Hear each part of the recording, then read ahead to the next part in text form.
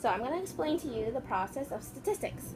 So why do you think we would use statistics? Like, why would someone go up to random people and survey people? Comparison. Comparison. Okay, so the reason why we do statistics is because it's hard to do a whole survey on the whole population. Let's say you wanted to do a statistic on how many people like pineapples in Leeward. It's hard to go from everyone in Leeward and try to be like, go up to them, hey, do you like pineapples? Oh, yes, okay, trying to go through that whole process. So instead, we only survey a sample and we would think that the whole population, that's the percent that maybe the whole population would like pineapples. So the definition of statistics is it's a numerical summary of a sample. And so when we're doing statistics, we gotta look at the people who we're gonna be studying. So the population, most statistics are on the population. And the population is an entire group to be studied is the population. And to make it smaller is the sample. So a sample is a subset of the population that is being studied. So instead of everyone, you're only doing a small portion of them. And each person in the sample is called an individual. So after you have gathered your data, you go up to your sample. Maybe we're still looking at pineapples, and instead of studying everyone or going up to everyone in Leeward and asking them if they like pineapples or not, you could maybe ask only 100 people. So the two things that we would have is a descriptive statistic and a inferential statistic. Descriptive statistics consist of organizing and summarizing data. So you grab all your data that you collected, and you maybe put them in a graph or some bar graphs, or summaries, tables, however, to display your data. So it's usually pretty things. And inferential statistics is when you use the methods that you from the result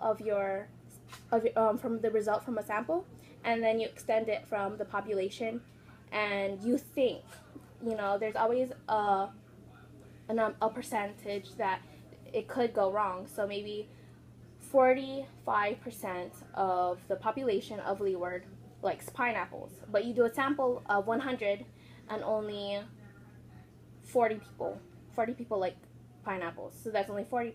So there may be an error in, instead of the whole population.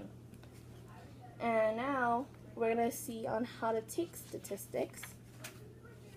So the first thing you have to do is go up to someone. So let's do how many students would use electronics when taking notes. When you go to your classes, you take notes.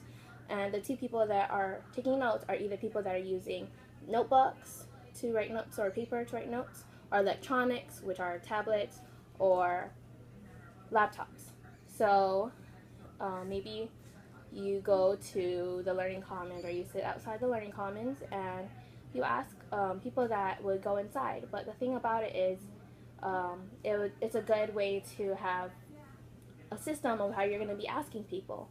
So maybe instead of trying to grab everyone that comes in, maybe you'll ask every 5th person that comes in, or every 10th person that walks into the Learning Commons, you'll ask them the question.